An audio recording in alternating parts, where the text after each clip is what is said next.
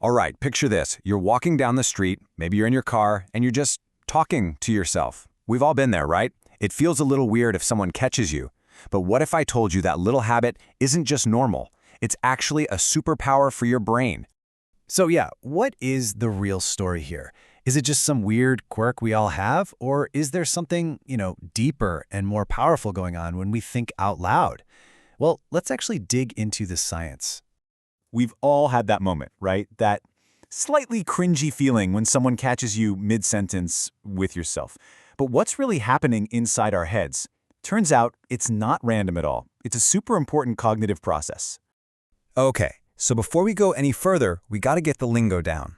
Researchers basically split self-talk into two main types. First, you've got inner speech. That's the silent narrator in your head, the one that's always going. But then there's private speech, and that's the one we're talking about today. It's when you actually say the words out loud, even if you're the only one around to hear it. It's literally thinking out loud. And get this whole talking to ourselves thing, it's not something we just randomly start doing as adults. Nope. It's actually a core part of how we learn to think in the first place. And it all starts way back when we're just little kids. So this all circles back to a really big idea from a psychologist named Lev Vygotsky. His theory was pretty groundbreaking. He said that our ability to think silently, that inner voice, it doesn't just appear. It actually grows out of us first learning to talk out loud. And here's how he broke it down. It all begins with social speech. Kids learn to talk to communicate with other people. Simple enough. But then, something really cool happens. It shifts to private speech. This is when they start talking to themselves out loud to guide what they're doing. Just think about a toddler playing with blocks, narrating every single move. Then, eventually, that out-loud narration gets quieter and moves inside our heads and becomes our inner speech as adults. What a journey. Okay, so that's the origin story. But you might be wondering, does this thing we did as kids actually help us as adults?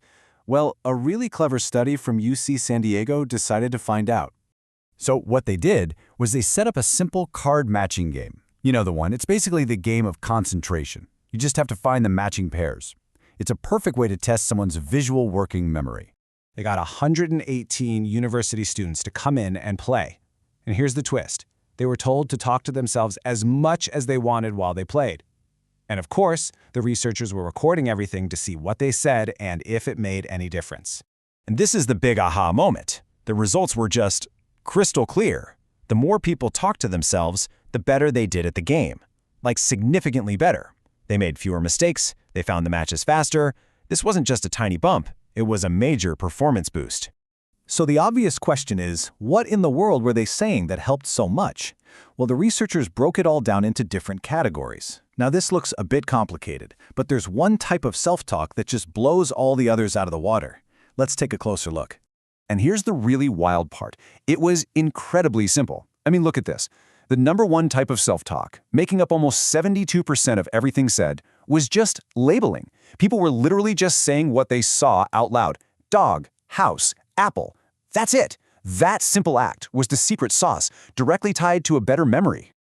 Okay, so this works for a memory game in a lab, but what about the real world? Well, let's look at one of the highest pressure environments there is, elite sports. Turns out, talking to yourself is a huge part of an athlete's mental game. Yeah, for pro athletes, this isn't some quirky habit. It's a precision tool. They deliberately use self-talk to master skills, to keep their cool under pressure, and to fire themselves up when it really counts. One of their go-to techniques is called self-cueing. Basically, they come up with these super short, powerful cue words or phrases that act like a trigger for a specific action or a certain mindset. And it breaks down into two main types. First up is instructional self-talk. These are quick, punchy commands that are all about technique. Think of a basketball player at the free throw line whispering, "Knees bent, follow through." Or a golfer telling themselves, "Smooth tempo." It's all about locking in the perfect form. And then you've got the second type, motivational. This is the classic pep talk, right? It's the "come on, you can do this," or "let's go." It's all about jacking up your confidence, calming your nerves, and staying laser-focused when everything's on the line. So we've covered memory and motivation, but there is another huge benefit to thinking out loud.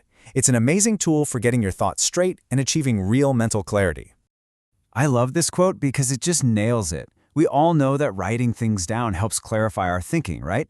Well, speaking your thoughts out loud does the exact same thing. It takes that tangled mess of ideas inside your head and forces you to give it structure out here in the real world. So why is this so effective? Well, for a few reasons. For one, it's kind of like having a conversation with yourself, which helps you develop your ideas. It also really helps you manage your emotions and calm anxiety.